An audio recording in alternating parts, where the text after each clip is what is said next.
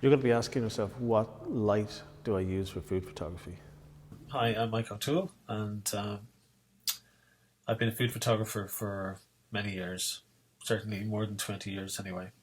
And I want to talk to you about using artificial light for food photography. Um, so basically, in a recent survey of photographers who shoot food from all around the world, over 90% of them said that they would prefer to shoot with artificial light.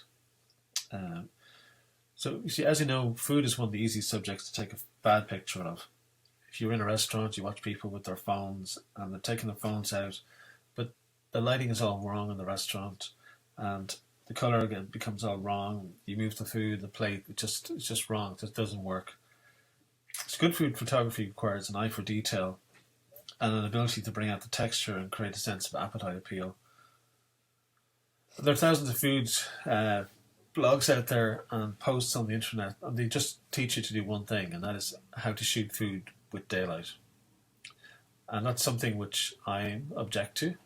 I am very much in the 90% that like to use artificial light for food photography, and I'll explain why. Because when you're using daylight and you're putting up a reflector, it's not really going to help you shoot for real food clients on real jobs. You need to learn the art of actual lighting for food photography. And that means using flash, tungsten, HMI, whatever, something that you can control.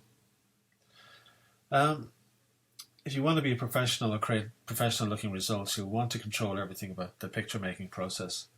For example, using your own lights mean you decide on the lighting effects you want. Using your own light mean you decide on the results that they're repeatable every time and that they're consistent from shot to shot. Using your own light means you can be more confident in any situation, no matter what you're lighting. Daylight itself is great. It's 100% dependable, dependent on where you're shooting. So if you're shooting in a certain season or in a certain place, you get a certain kind of daylight. But daylight can bring out too much contrast for the food, and even in countries where there's a lot of good light, you'll find that you have too much light and too many problems with the daylight.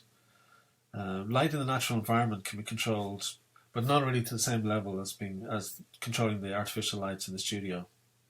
For example, if you can't control the angle that the daylight enters your studio, and as a photographer you don't want to change the angle of your set every few hours as the daylight moves around, then that becomes a problem. Photographing outdoors with food becomes a disaster because you just don't have any direction to the food shoot, to the angle of where the light is coming in, which is a very important part of shooting food. So controlling light is probably the most important skill you'll need and learning to become more aware of. Um, the course we're designing right now, which is coming out soon, is called Beyond Daylight, Using Artificial Light for Food Photography. And we will not just show you all the different kinds of light that you can use. We'll be getting you to shoot assignments, 3 assignments as we go along. We'll be introducing you to the different aspects of artificial light, using it in the studio and using it in a controlled way for your food photography.